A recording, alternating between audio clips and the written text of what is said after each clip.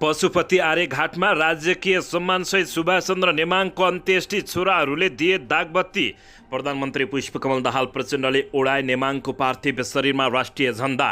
पार्टीको झण्डा ओढाएर केपी शर्मा ओलीले गरे नेमाङको अन्तिम विदाई। सुभाषचन्द्र नेमाङको अन्त्येष्टि पशुपति आर्यघाटमा ओर्लियो जनसागर। सुभाषचन्द्र नेमाङको निधनमा शोक प्रस्ताव पारित गर्दै राष्ट्रिय सभाको बैठक भयो स्थगित। चिकित्सक माथिको कुटपिट अराजकताको पराकाष्ठा भएको राष्ट्रिय स्वतन्त्र पार्टीका सभापति रवि लामिछानेको भनाई। गृहमन्त्री ज्यू चिकित्सक कुट्नेमाथि कडाभन्दा कडा कारबाही होस् भन्दै रवि लामिछानेले गरी माग। चिकित्सकहरूलाई आक्रमण गर्ने 4 जना परे पक्राउ। 3 करोडको डिलले राष्ट्रिय स्वतन्त्र पार्टीमा भयो हैलाखैला। आखिर कसले गरेको थियो त भ्रष्टाचार? यसबारे सम्पूर्ण जानकारी। विश्वका 100 उदयमान नेताको सूचीमा काठमाडौँका मेयर बालेन्द्र शाह। सुन प्रकरणमा सिआइबीले प्रतिवेदन सरकारी वकिललाई बुझाए पनि अनुसन्धान जारी राख्ने। अवैध सुन प्रकरणमा चिनिया नागरिकसँग जोडिएका नेताहरूलाई उन्मुक्ति। मोबाइलको बहानामा जोडिएन राजनीतिक कनेक्सन। आखिर कसले बचाउँदैछ त भ्रष्टाचारी नेताहरूका छोरा तथा नेताहरूलाई? यसबारे सम्पूर्ण जानकारी। सुभाषचन्द्र नेमाङको सम्झनामा भीम रावलले लेखे निकै भावुक कविता। नेपाल भारत खुल्ला सिमानामा सीसीटीभी जडान गर्न सर्वोच्च अदालतको आदेश। प्रधानमन्त्री पुष्पकमल दाहाल प्रचण्डको भ्रमण टोलीबाट मुख्य सचिव र सुरक्षा सल्लाहकार हटे। चिकित्सक पनि नलाने। जनप्रतिनिधिविहीन 22 स्थानमा उपनिर्वाचन गरिने। एकीकृत समाजवादी पार्टीको केन्द्रीय परिषद सदस्यमा दीपक मनाङे सहित 17 जना भए मनोनित। हेटौडामा कुटिएका डाक्टर भन्छन् एसपीकै अगाडि कुर्छु भनेपछि मुद्दा हाल्ने आँट कसरी आउँछ? संविधान सभाका अध्यक्ष सुभाषचन्द्र नेमाङको निधनमा प्रतिनिधि सभाबाट शोक प्रस्ताव पारित। विद्यालयमा मादक पदार्थ सेवन गरेर आएको प्रमाणित भए शिक्षकको जागिर जाने। र साउदी अरबमा 2 महिनामा 43 जनाको मृत्यु। एकै दिन 4 जनाको शव नेपाल पठाइयो। संसदीय दलको बैठकमा केपी शर्मा ओलीले भने आर्यघाटमा सुभाषचन्द्र नेमाङलाई विदाई गरेर आउँदा दुःख लागेको छ। सङ्घीय मामिला मन्त्रालयमा बिचौलियालाई प्रवेश रोक लगाउन सुझाव। स्वास्थ्य मन्त्री बस्नेतद्वारा उपत्यकाका 7वटा अस्पतालको अनुगमन। अधिकांश अस्पतालमा जनशक्तिको नै अभाव। पशुपति आर्यघाटमा राजकीय सम्मानसहित सुभाषचन्द्र नेमाङको गरियो अन्त्येष्टि। छोराहरूले दिए दागबत्ती। अब हेर्नुहोस् पुरा समाचार।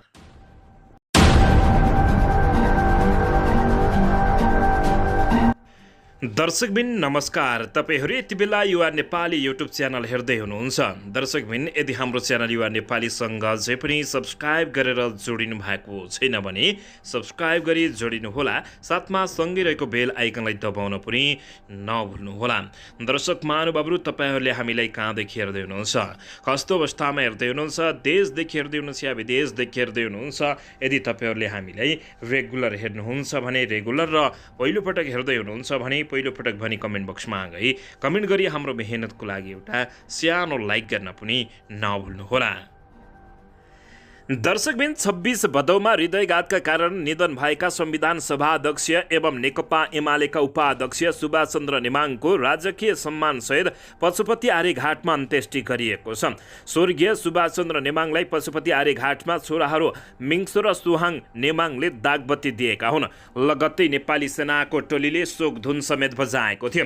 प्रधानमन्त्री पुष्पकमल दाहाल प्रचण्ड सहित शीर्ष नेताहरूले दिवंगत नेताको पार्थिव शरीरमा अन्तिम श्रद्धाञ्जली व्यक्त गरे। प्रधानमन्त्री प्रचण्डले पशुपति आर्यघाटमा राष्ट्रिय झण्डा उडाएर नेमाङप्रति श्रद्धाञ्जली व्यक्त गरेका हुन्। यसैबीच नेकपा एमालेका अध्यक्ष एवं पूर्व प्रधानमन्त्री केपी शर्मा ओलीले दिगम्बत नेमाङको पार्थिव शरीरमा पार्टीको झण्डा उडाएर सम्मान व्यक्त गरेका हुन्।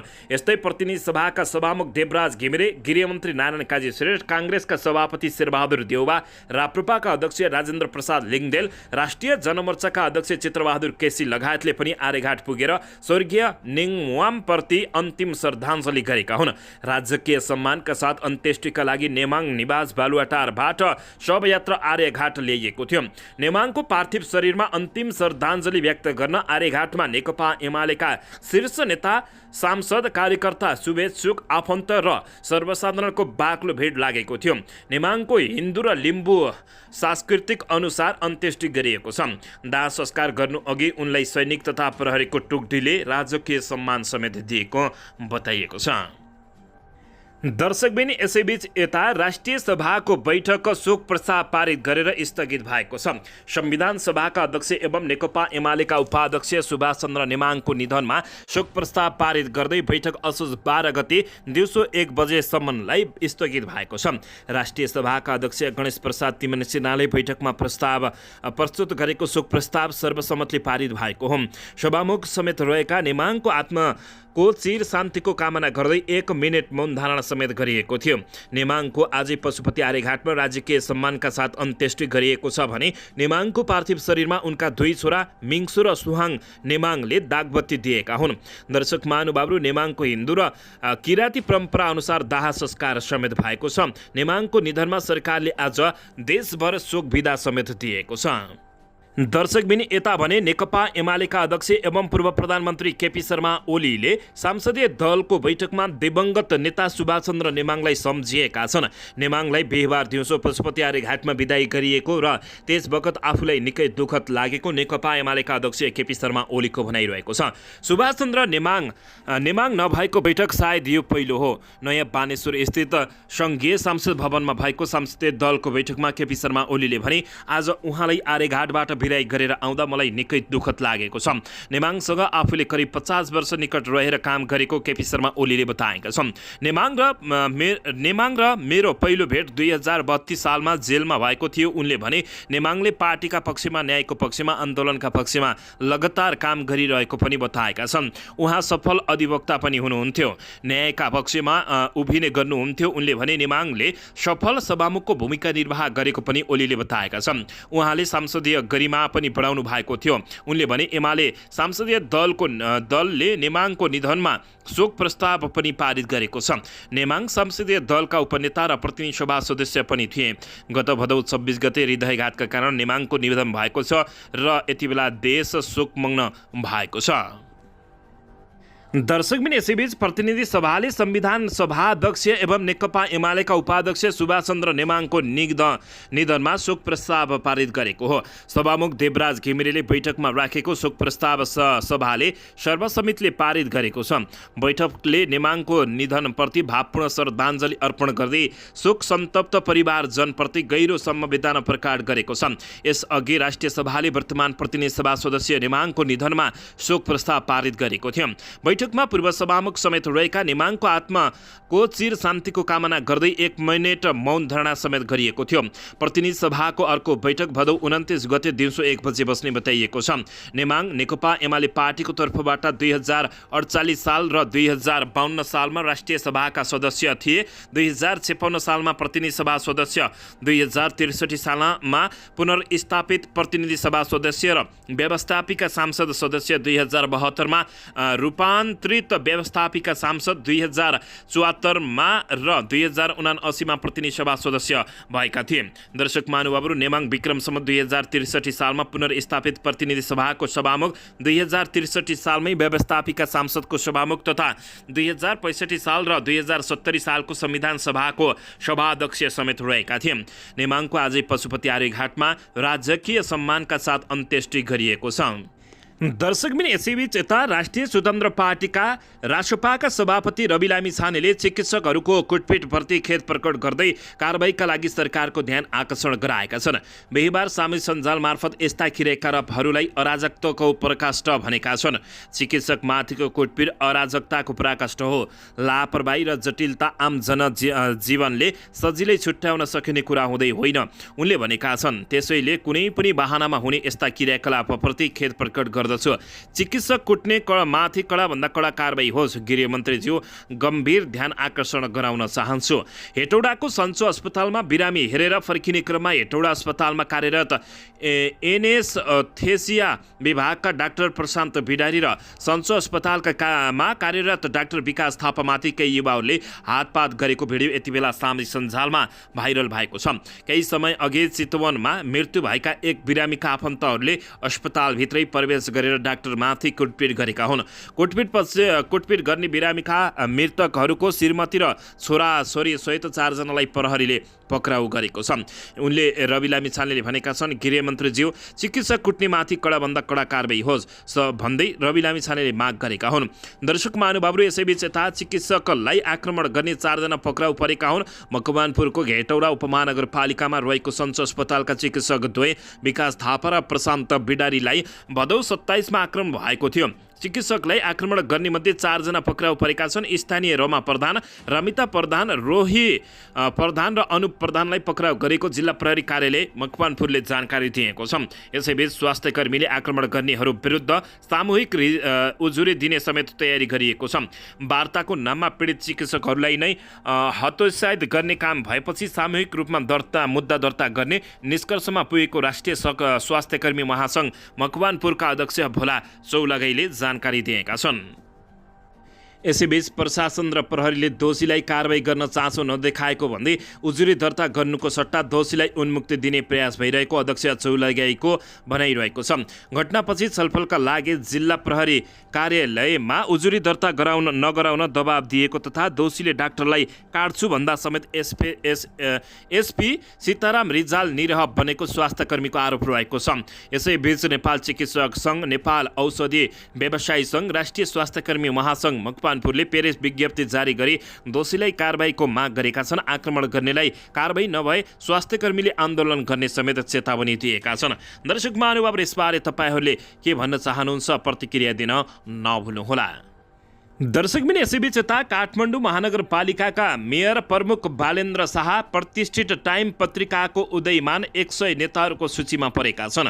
वर्ष व्यक्ति टाइम 100 लगायतमा वर्षका प्रभावशाली व्यक्तिहरूको सूची प्रकाशन गर्दै आएको टाइमले स्वास्थ्य, वातावरण, खेल, व्यवसाय, राजनीतिक, कला जस्ता क्षेत्रमा उदाउँदा नेताहरूको सूचीमा मेयर बालेन्द्र शाहलाई पनि समावेश गरेको हो। द न्युयोर्क टाइम्सले 5 महिना अघि शाहबारे प्रोफाइल पनि प्रकाशित गरेको थियो। शाहलाई 2023 टाइम्स 100 नेक्स्ट सूचीमा समावेश गर्दै उनले गत स्थानीय तहको निर्वाचनमा हासिल गरेको अप्रत्याशित जितको समेत चर्चा गरेको छ। 33 वर्षीय स्वतन्त्र उम्मेद्वार बालेन्द्र शाहले सामाजिक सञ्जालको प्रयोग गरेर मतदाताको निराशालाई फक्रदै बालेन प्रभाव सिर्जना गरेको समेत जिकिर गरेको छ। यसले गर्दा देशभर 385 जना स्वतन्त्र उम्मेद्वारले दिग्गज राजनीतिज्ञहरूलाई हराउन सफल भएको पनि टाइम्सले उल्लेख गरेको छ। निर्वाचन अघि आफूले गरेका बाचा पूरा गर्नका लागि चालेका केही कदम, विशेष गरेर सहरका गरिबीमाथि परेको प्रभावका कारणले आलोचना पनि खेप्न परेको उल्लेख समेत गरेको जानकारी प्राप्त भएको छ। दर्शक महानुभावहरू, अन्ततः काठमाडौँका मेयर बालेन्द्र शाह बालेनले विश्वका 100 उदयमान नेताको सूचीमा परेको देखाइएको छ। दर्शकबिन, यसैबीच यता नेपाल प्रहरीको केन्द्रीय अनुसन्धान ब्युरो CIB ले सुन तस्करी प्रकरणको मुद्दा अदालतमा गए पनि अनुसन्धान भने नरोकिने जानकारी दिएको छ। 7वटा कम्पनीबाट सुन तस्करी भएको तथ्य फेला परेका अहिलेसम्म जम्मा 1 रेडी टु रेड प्रणालीबाट भएको तस्करीको मात्रै अनुसन्धान सकेको जानकारी दिँदै CIB प्रमुख प्रहरी अतिरिक्त महानिरीक्षक किरण बज्राचार्यले अनुसन्धान जारी राख्ने जानकारी दिएकी छन्। CIB ले बुधबार आफ्नो रायसहितको प्रतिवेदन जिल्ला सरकारी वकिल कार्यालयमा बुझाएको थियो। सरकारी वकिल कार्यालयका अनुसार 1-2 दिनमै मुद्दा अदालत जाँदैछ। तर 7 कम्पनीबाट 362 किलो सुन तस्करी प्रकरण भएको तथ्य पत्ता लगाए पनि अहिलेसम्म जम्मा 60 किलो 716 ग्राम मात्रै सुन बरामद भएको छ।